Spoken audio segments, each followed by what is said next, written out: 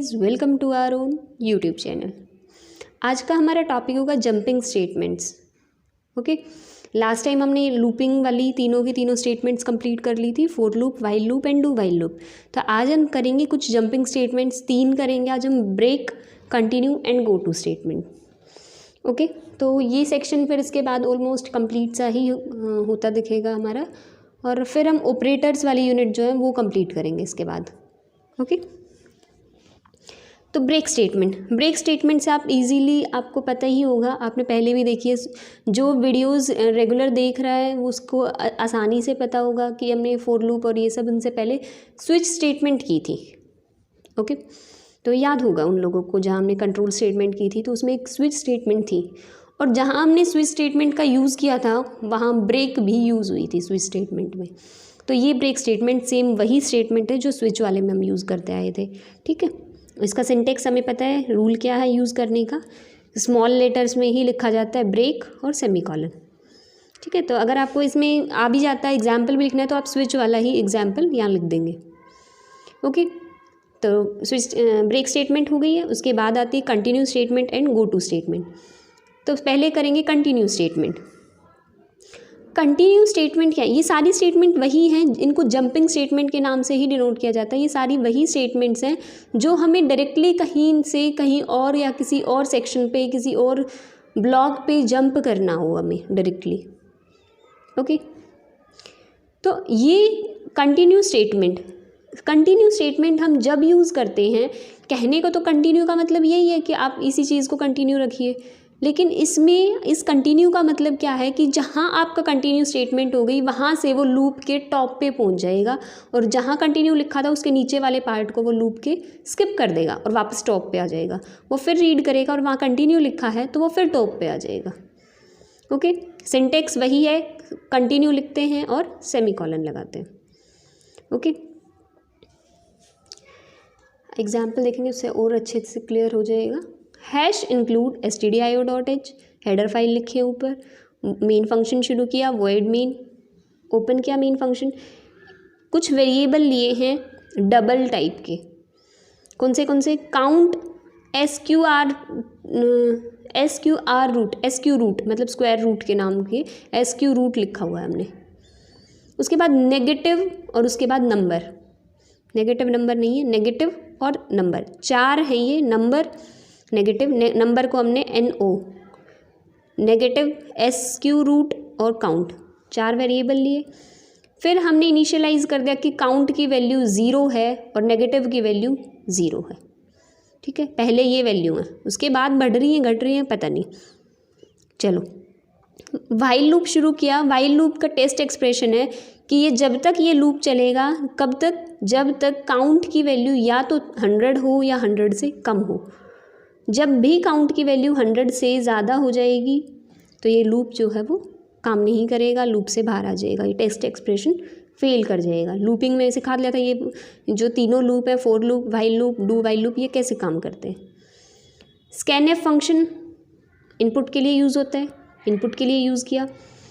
ठीक है, %f, उसके बाद एम्परसेंड और NO, तो ये जो नंबर वाला है ये इनपुट करा दिया इसकी वैल्यू। उसके बाद अगर इस नंबर की वैल्यू 9999 है, अगर ऐसा कुछ है तो ये ब्रेक हो जाएगा, ये स्टेटमेंट यहीं से ब्रेक कर जाएगी।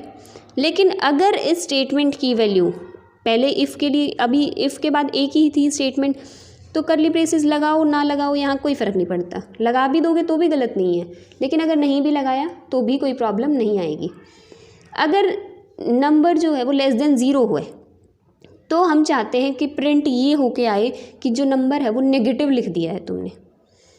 ठीक है, और हम पॉजिटिव नंबर को काउंट करने के लिए लिख रहे हैं, तो नंबर इज़ नेगेटिव, हम ये लिख देंगे, और जो वो नंबर होगा वो नेगेटिव में 1+ हो जाएगा। ठीक है, और फिर कंटिन्यू का मतलब क्या है, वो वापस से यहाँ से बाहर नहीं आएगा। कंटिन्यू मतलब लूप कंटिन्यू होगा। ये जो कंटिन्यू स्टेटमेंट है ये लूपिंग के लिए है, कंटिन्यू स्टेटमेंट कि ये जो लूप है वो शुरू से कंटिन्यू होगा, रेस्ट पार्ट को वो अवॉइड करेगा, ऐसे ही चलता जाएगा। अगर नंबर पॉजिटिव है तो ठीक है, और अगर वो नंबर नेगेटिव है तो वो यहाँ से कंटिन्यू कर देगा। ठीक है। और अगर वो 9999 है तो वो ब्रेक कर जाएगा। उसके बाद वो स्क्वायर रूट निकालेगा उन नंबर्स के और प्रिंट करेगा। स्क्वायर रूट के लिए फंक्शन होता है, जैसे सम के लिए तुम क्या करते थे, ए अगर और बी दो नंबर है तो हम करते थे C is equals to A plus B, कि दोनों नंबर को प्लस करेंगे और सी में वैल्यू चले जाएंगे। इसमें क्या है, एस क्यू रूट इस तरह का नंबर है। एस क्यू आर टी एक फंक्शन है अपने आप में ही, ठीक है। एस क्यू आर टी हम यूज़ करते हैं जिस नंबर को हमें, मान लो हमने एस क्यू आर टी 9 लिखा हुआ है तो इसका मतलब है वो आंसर देगा 3, कि इस नंबर का वो स्क्वायर रूट निकाल के देगा, ठीक है। इनबिल्ट है फंक्शन, हमने खुद डिफाइन नहीं किया है, ये पहले से ही है सिस्टम में। एस क्यू आर टी और ब्रैकेट में कोई नंबर लिखा हुआ हो तो वो उसका स्क्वायर रूट निकाल देगा और प्रिंट कर देगा कि स्क्वायर रूट जो है वो ये है। फिर काउंट में वैल्यू प्लस कर देगा, एक प्लस हो जाएगा, फिर वापस जाएगा। उसके बाद वो प्रिंट करेगा वो फंक्शन जो है, लास्ट में एक प्रिंट फंक्शन लेंगे कि काउंट की वैल्यू लास्ट में कितनी आई, ठीक है। कि अगर पॉजिटिव नंबर होगा तो वो स्क्वायर रूट निकाल देगा और एक पॉजिटिव से आगे बढ़ जाएगा कि हाँ इतने पॉजिटिव नंबर हैं हमारे पास, और काउंट की वैल्यू मिल जाएगी, ठीक है। तो आई होप ये फंक्शन जो है आपको समझ में आ गया होगा, ये प्रोग्राम समझ में आ गया होगा। कंटिन्यू स्टेटमेंट अच्छे से समझ में आ गई होगी कि क्या यूज़ है। हालांकि इसमें मैंने दोनों समझा दिए। ब्रेक का मतलब यहाँ से ब्रेक होके वो सीधा बाहर आ जाएगा, और अगर वो कंटिन्यू है तो मतलब वो आगे की चीज़ें बाद में रीड नहीं करेगा, यहाँ से रेस्ट पार्ट को स्किप करेगा, वापस लूप पे जाएगा। ओके, नीचे वो कहने को लूप ख़त्म नहीं हुआ है लेकिन फिर भी वो वापस जाएगा, क्योंकि कंटिन्यू स्टेटमेंट का मतलब यही होता है, लूप के बचे हुए पार्ट को वो स्किप करेगा और लूप के टॉप पे चला जाएगा। Okay, so this is continue statement. उसके बाद हमारा आती है एक लास्ट स्टेटमेंट है गो टू स्टेटमेंट। 3 थी जंपिंग स्टेटमेंट, ब्रेक हो गई है, कंटिन्यू हो गई है, और last one is go to statement. Go to statement कहाँ यूज़ होती है, जब तुम्हें डायरेक्टली किसी पर्टिकुलर लेबल पे जंप करना हो। जंपिंग स्टेटमेंट है ये तो पक्का है, ब्रेक स्टेटमेंट भी एक जंपिंग स्टेटमेंट है, कंटिन्यू स्टेटमेंट भी एक जंपिंग स्टेटमेंट है, इसी तरह गो टू स्टेटमेंट भी एक जंपिंग स्टेटमेंट है। ये कब है, जब तुम्हें डायरेक्टली किसी पर्टिकुलर लेबल पे जंप करना हो। जंप आपका फॉरवर्ड भी हो सकता है और बैकवर्ड भी हो सकता है। सिंटेक्स बता रखा है दोनों टाइप के जंपिंग के लिए, कि अगर तुमने लिखा है गो टू, यहाँ कोई लेबल लिखा है, सेमी कॉलन लगाना होगा, और जहाँ ये लेबल लिखा होगा वहाँ कॉलन लगाना है, सेमी कॉलन नहीं लगाना है। ये मिस्टेक करते हैं बच्चे कि गो टू लेबल, जहाँ गो टू स्टेटमेंट लिखी है वहाँ सेमी कॉलन, और जिस लेबल पे जाना है कि भाई गो टू दिस या गो टू दैट कुछ भी हो वो, उसके आगे क्या होगा, कॉलन। तो ये जो बीच में कुछ भी लिखा हो वो सीधा यहाँ जंप कर जाएगा।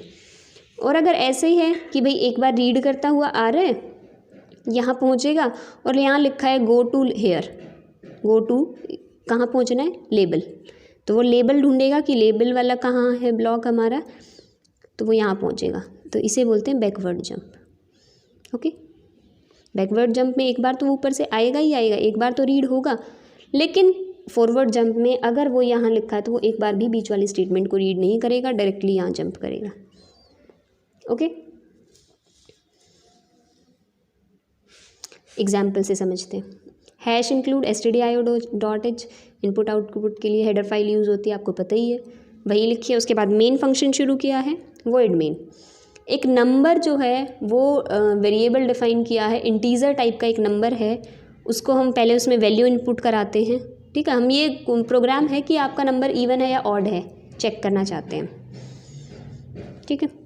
तो इन्होंने कहा है कि स्कैन एफ पहले इनपुट कराया वो नंबर, यही सिंटेक्स होता है स्कैन एफ का, इनपुट कराना अगर कोई भी नंबर, कि नंबर की हम वैल्यू इनपुट कराना चाहते हैं कि नंबर तुमने कौन सा डाला है, जिसको तुम कंप्यूटर से पूछना चाहते हो कि ये इवन है या ऑड है, तुमने वो नंबर एंटर कराया है। अगर वो नंबर 2 से डिवाइड करने के बाद, ये रिमाइंडर का साइन होता था, तुम्हें पता है ना, मॉडुलस या रिमाइंडर, जहाँ मैंने सिंबल्स बताए भी होंगे आपको, तो वहाँ बताया था ये मॉडुलस। और आगे ऑपरेटर वाली यूनिट का फर्स्ट पार्ट भी देख लेना, ऑपरेटर्स वाली में, उसमें भी बता रखा है मैंने। तो इसका मतलब है रिमाइंडर, कि नंबर को जब तुम 2 से डिवाइड करोगे तो जो रिमाइंडर आएगा, अगर वो इक्वल टू 0 है, ये डबल इक्वल टू जानबूझ के कंपैरिजन ऑपरेटर होता है ये, ठीक है। अगर वैल्यू असाइन करानी हो तो इक्वल टू, अगर कंपेयर करना है कि इसको डिवाइड करने के बाद अगर इक्वल टू के साथ कंपेयर करना है तो डबल इक्वल टू का साइन, इसे बोलते हैं comparison operator, double equals to. कि अगर नंबर 2 से डिवाइड करने के बाद रिमाइंडर 0 आ जाता है तो प्रिंट करो कि वो नंबर जो है वो क्या है, इवन, और यहाँ नंबर, ठीक है, कि वो ये नंबर है और वो नंबर इवन है। उसके बाद हमने गो टू स्टेटमेंट यूज़ किया, गो टू हेयर, इस लेबल का नाम हमने यहाँ रख दिया हेयर।